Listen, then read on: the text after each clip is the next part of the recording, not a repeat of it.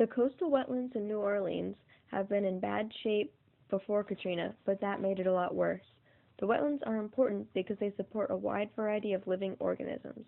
They also help decrease damage in situations like hurricanes and floods because they help absorb some of the excess water, and they even help to purify the groundwater. But the wetlands are shrinking exceedingly fast due to oil and gas development, rising sea levels, and nutrias, which are a beaver-like rodent. This was causing the coastal wetlands to lose roughly 10 to 14 square miles per year in the 2 decades before Katrina. So when Katrina did hit, it caused a lot of vegetation to die because of the salt water that rushed in.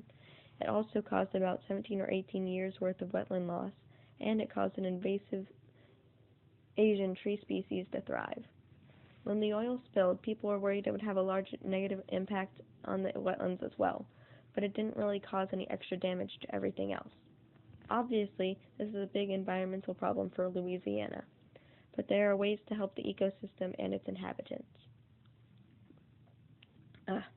Setting regulations on where oil companies are allowed to put their developing businesses would be one big help. Another would be having nutrients eradicated from the Louisiana coastal wetlands to preserve the ecosystem.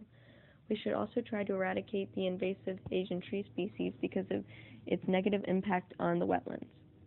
It would also help to make sure that it's a clean environment. Even though it didn't have the worst impact, oil spills wouldn't exactly be helping the situation. Neither would garbage or litter. Another big issue is the toxic soil from the floodwaters that entered New Orleans. It carried a mixture of soil, sewage, and industrial contaminants. When the flood water receded, it left behind a thick layer of sediment that in some places was up to 4 inches thick. It is still there, and it lined at the bases of some houses. This is what Wilma Serba, an EPA, Environmental Protection Agency, soil tester who checked the sediments found.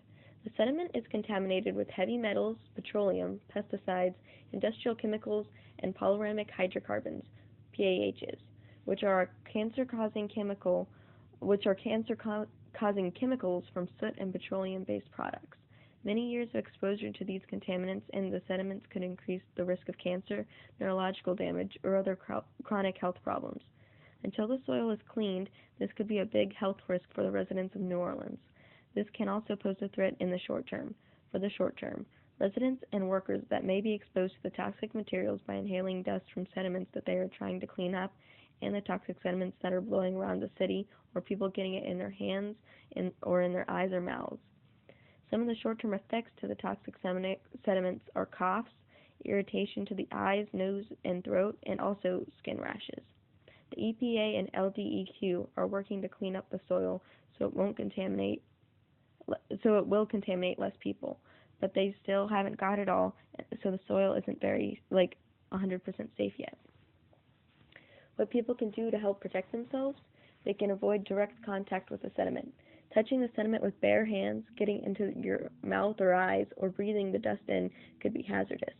Wear protective clothing such as a Tyvek suit or coveralls, covers for boots and shoes, vinyl or nitrile gloves, and respirators such as the N95 masks.